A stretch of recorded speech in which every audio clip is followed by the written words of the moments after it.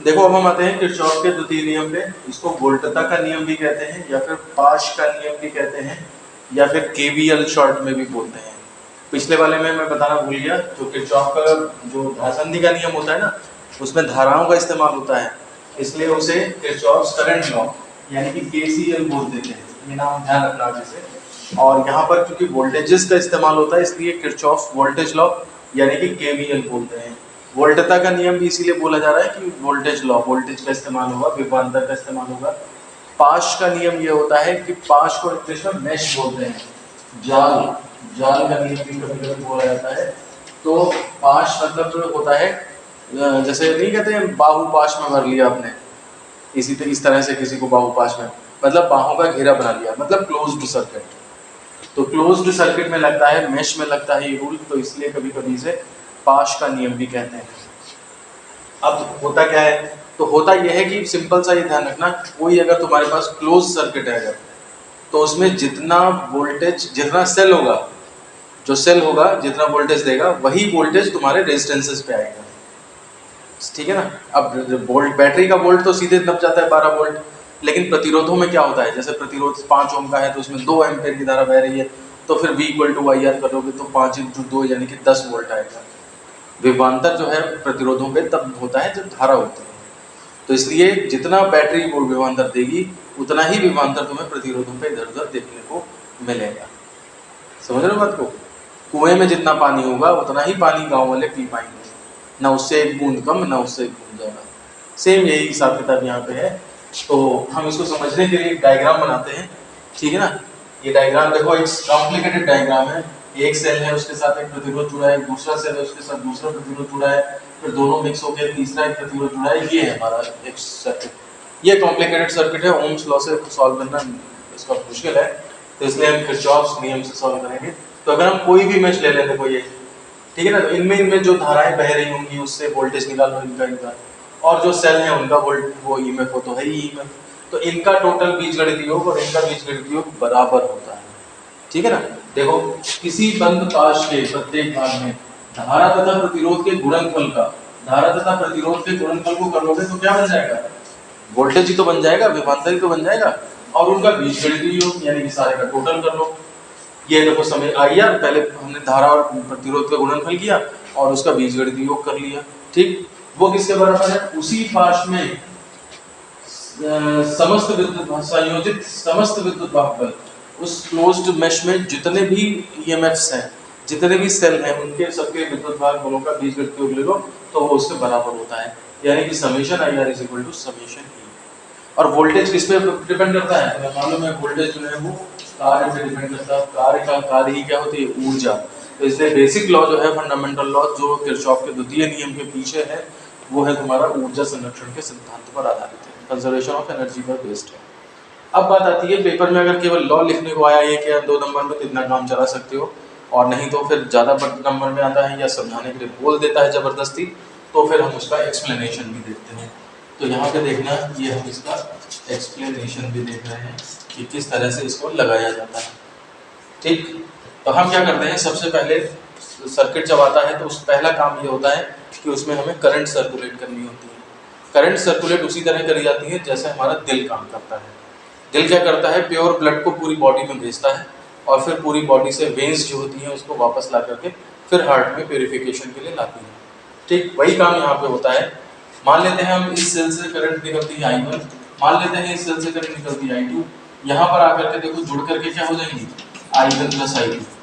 ये मैंने किरचॉफ का प्रथम नियम लगा दिया है, यहाँ पे पता भी नहीं लगेगा और वो लग चुका है, क्योंकि उनका टोटल ये तो मान लिया, आती हुई धाराएं और जाती हुई धाराएं बराबर है। ठीक है, I1 प्लस I2 ये चलता चलता यहाँ गया, यहाँ से धारा I2 जो है वो यहाँ पे वापस होगी और बची हुई धारा I1 यहाँ पे आ गई जाकर के।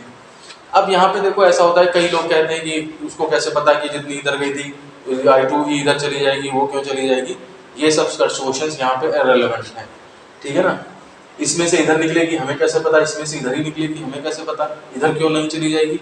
तो ये सब आंसर्स जो है तुम्हें बाद में जब इसको सॉल्व कर लेंगे ना हम, तब मिलेंगे जाकर के। ठीक है, जैसे I1 तुम्हारा आया आंसर 4 एम्पियर और I2 आया 2 एम्पियर, तो इसका मतलब दोनों पॉजिटिव आए हैं, इसका मतलब जो धाराओं की दिशा मानी थी तुमने वो सही थी। अगर I1 4 एम्पियर है और I2 -2 एम्पियर आ गया तो इसका मतलब ये है कि ये वाली धारा जो तुमने इधर की तरफ मानी थी नेगेटिव आई है, इसका मतलब वो इधर जा रही होगी। समझ रहे हो बात को? क्योंकि डिपेंड करता है ना, ये 12 वोल्ट की बैटरी, ये रेजिस्टेंस कितना है, ये भी तो इसका कंजम्पशन लेगा। ये कम वोल्ट की बैटरी है, ये रेजिस्टेंस कितना है, हो सकता है ये दोनों मिलकर के इससे पावरफुल कम पावरफुल हो, तो ये सेल जबरदस्ती इसको उल्टे में भेजने लगेगा। बैटरी चार्ज और डिस्चार्ज होना यही तो होती है कि बैटरी में उल्टा करंट बहा दो तो वो चार्ज होने लगती है, सीधा लेने लगा तो वो डिस्चार्ज होने लगती है। जब इन्वर्टर का चार्जर ऑन होता है तो वो बैटरी को रिवर्स में डायरेक्शन में करंट फ्लो कराता है, तो सारे जो केमिकल रिएक्शन होते हैं वो रिवर्स डायरेक्शन में होने लगते हैं और बैटरी चार्ज होना शुरू हो जाती है। क्या बहरहाल, तो सबसे पहला काम होता है इसमें करंट सर्कुलेट कराना। अब देखो तुम्हें हर सर्किट में करंट पता है, हर पार्ट पे करंट पता है कहाँ जा रही है। दूसरा काम होता है विद्युत वाहक बलों की दिशा देखना।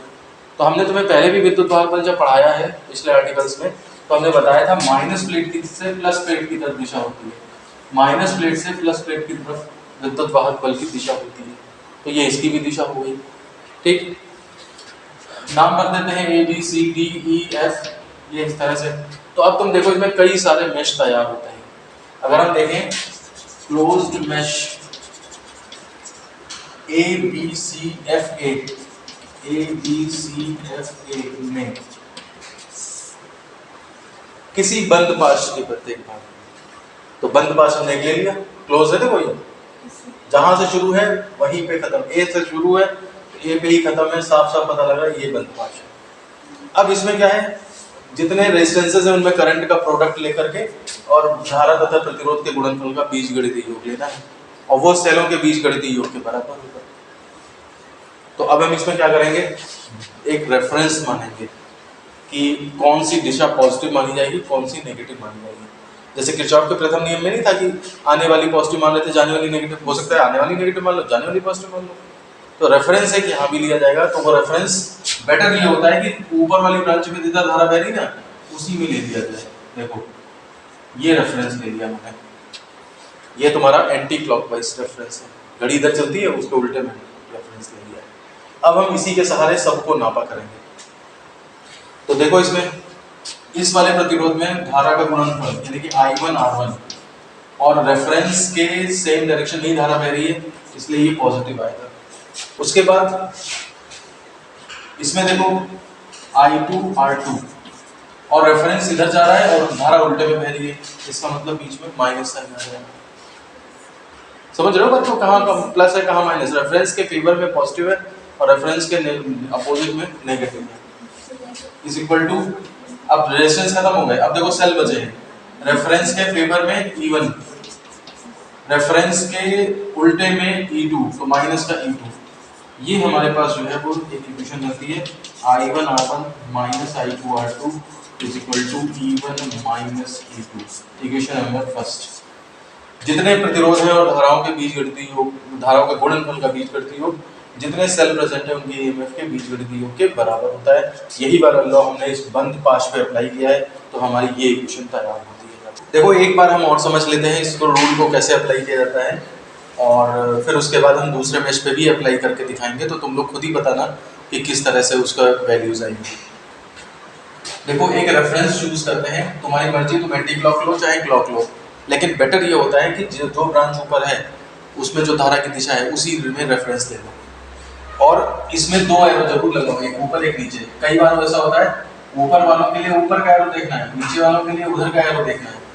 ऐसा नहीं कि पता लगा इसी को देख रहा है तो ये भी फेवर में और ये भी फेवर में नजर आ जाएगा तुम्हें। तो पूरे रेफरेंस को जहां जहां कोई घूमता हुआ जा रहा है, जो सर्किट में जहां जहां, उसी हिसाब से डायरेक्शन देखनी है तुम्हें। तो सबसे पहले जितने प्रतिरोध हैं उनका हिसाब कर दो। इसमें धारा I1 है तो I1 R1 I2 R2 या I1 R1 I2 R2, और देख लो कि इसमें वास्तव में धारा इधर बह रही है और रेफरेंस भी इधर है, तो ये पॉजिटिव हो गया। इसमें धारा इधर बह रही है, रेफरेंस उल्टा कह रहा है तो अपोजिट है, तो माइनस का हो गया। इज इक्वल टू जितने सेल हैं इसके अंदर, एक E1 है एक E2 है। अब EMF की दिशा ये है, वो रेफरेंस की डायरेक्शन में है तो पॉजिटिव, और ये इस EMF की दिशा इधर है और रेफरेंस के उल्टे में है, इसलिए नेगेटिव हो जाएगी।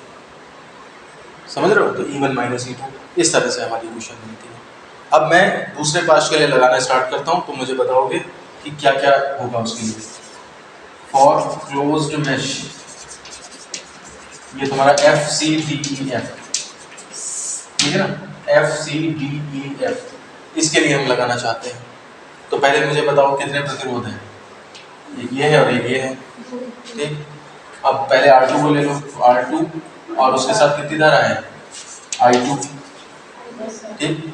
और रेफरेंस अभी लिया नहीं है, रेफरेंस ले लो ऊपर वाली ब्रांच की दिशा में, ये रेफरेंस ले लिया मैंने, तो पॉजिटिव आएगा या नेगेटिव आएगा, ये रेफरेंस इधर कह रहा और ये भी इधर ही जा रही है धारा, तो पॉजिटिव आ जाएगा, ठीक। उसके बाद नीचे वाला प्रतिरोध को R3, इसके साथ धारा कितनी बह रही है, ये पूरी I1 प्लस I2 ब्रैकेट लगा दो। अब धारा वास्तव में इधर जा रही है और रेफरेंस भी इधर जा रहा है, तो पॉजिटिव ही रहेगा। कोई जरूरी नहीं है एक के लिए पॉजिटिव हो गया तो दूसरे के लिए नेगेटिव ही होना है, सिचुएशन देखनी चाहिए इसीलिए हमेशा। इज इक्वल टू, इस सर्किट में एक ही सेल है E2, वो भी कैसा है, रेफरेंस इधर धारा इधर और प्लस, इसका मतलब ये हुआ I2 R2 plus I1 R3 plus I2 R3, इसकी मल्टीप्लाई भी कर दी, is equal to E2, equation number second. ऐसे ही हम, अब मैं कर नहीं रहा, मैं लिख देता हूँ बस, for closed mesh A B D E F, ये वाली A B D E F, इसमें भी एक इक्वेशन बन सकती है जिसे हम इक्वेशन नंबर 3 बोल सकते हैं। तो टोटल 3 मैश हैं हमारी, 3 इक्वेशन बन सकती हैं, 3 वेरिएबल सॉल्व किए जा सकते हैं, ठीक है ना। जो बात कर रहे थे ना यहाँ पे I1 I I2 I, हम यहाँ पे I3 मान लेते, तो 3 वेरिएबल फिर दिक्कत, तो ये तीनों से सॉल्व करना पड़ता है, लेकिन हमने 2 ही वेरिएबल में क्वेश्चन रखा है, तो इसलिए हमें 2 ही इक्वेशन बनाने से हमारा काम चल जाएगा। तो ये वाला काम जो यहाँ पे कर देते हैं कि I1 I2 है और I उसी का प्लस मान लिया, तो उससे हमारी एक इक्वेशन कम हो जाती है, सॉल्व करना भी आसान हो जाता है।